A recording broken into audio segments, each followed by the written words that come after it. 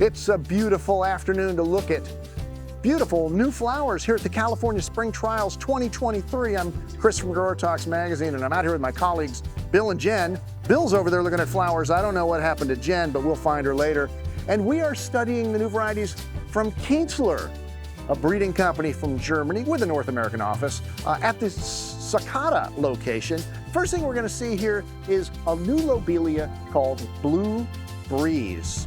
Now, blue, not to be confused with Drew Breeze, by the way. That's their next variety. Had to throw that in. Blue Breeze is an interspecific lobelia. An interspecific cross is generally a really durable. They say this has got great heat and drought tolerance. Now, these plants have been through the ringer a little bit already. They've been through a couple of different trials, so their habit's a bit flopped open. But if you look at the one up on the sign, you'll see how good it looks.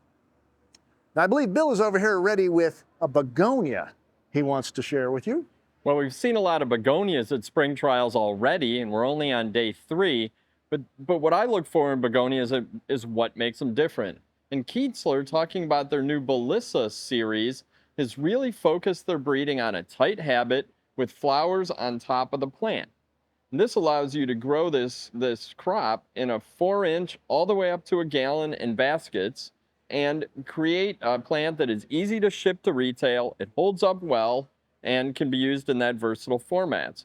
There's 4 colors of orange, red, white, and yellow, and then all the way on the end is an experimental numbered variety that isn't going to fit into this series. It'll probably be a standalone, and these are hybrid Boliviensis breeding.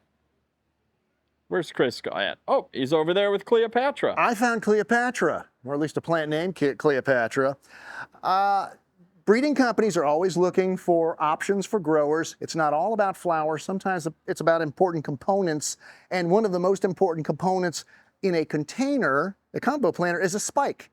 Well, Dracaena spikes may be getting more challenging to find. So as a nice alternative, how about a cyparis? This one happens to be called Cleopatra from Kientzler, and it has just a nice full habit with these lovely sparkler type blooms up on top.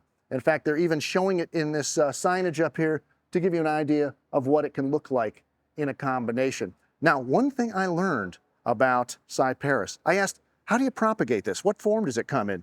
Did you know, you probably did because you guys are all smarter than I am, that you propagate a cyparis from the little flower that's up on top?